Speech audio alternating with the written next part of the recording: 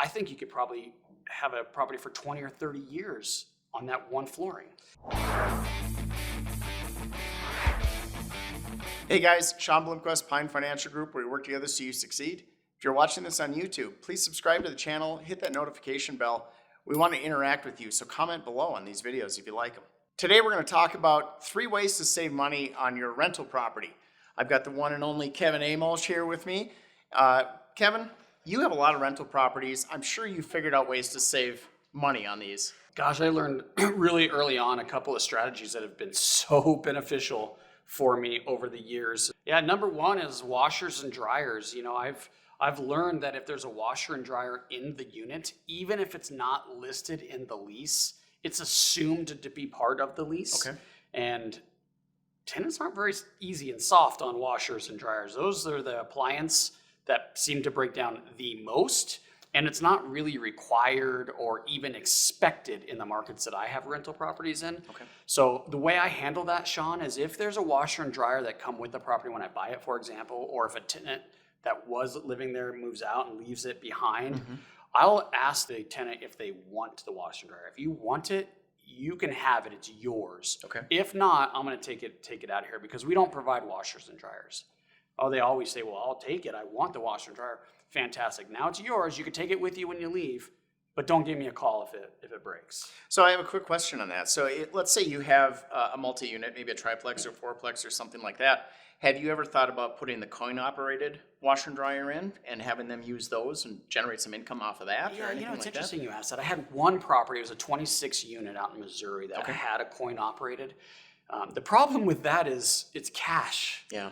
And management companies you're supposed to be able to trust them. So I don't know how well that turned out for me. Okay. Most of my rental properties are single families, condos, townhomes, duplex, that Sure, kind of thing.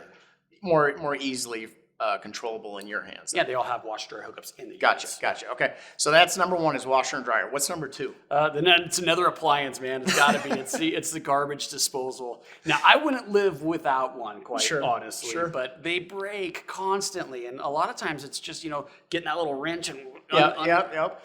But the tenants don't understand that, and that's a hard thing to explain to them. So they want you to send out the plumber. Now you have an $80 or $100 service call for an appliance that's going to cost about that. Well, and I'm sure tenants, don't put anything down there that shouldn't go down there. So never. That's obvious. Okay. So that's the 2 things. So you got washer and dryer. You've got the garbage disposal. 2 Take them out of appliances. there. Get rid of them. What's the third one? The third one is the floor. So, the cheapest flooring you could use in a rental property besides like the sheet laminate, which is disgusting, is carpet. So a lot of landlords will put carpet in there. How long does carpet last in a rental property? Yeah. I mean, 1 or maybe 2 tenants?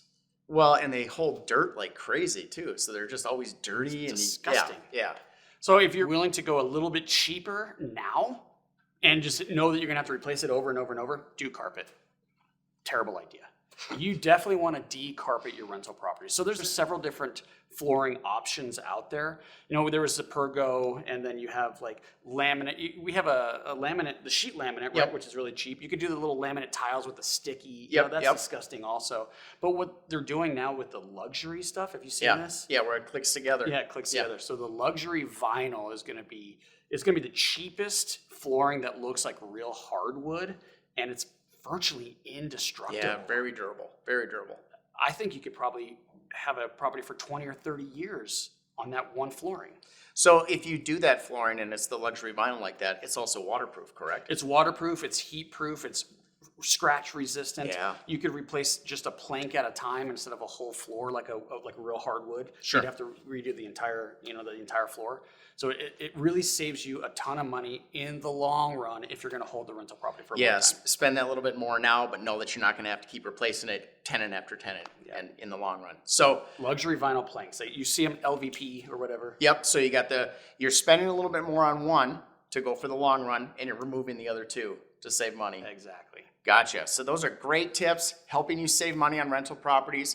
If you have any questions about rentals or saving money or anything to do with your investment properties, please reach out to us at pinefinancialgroup.com.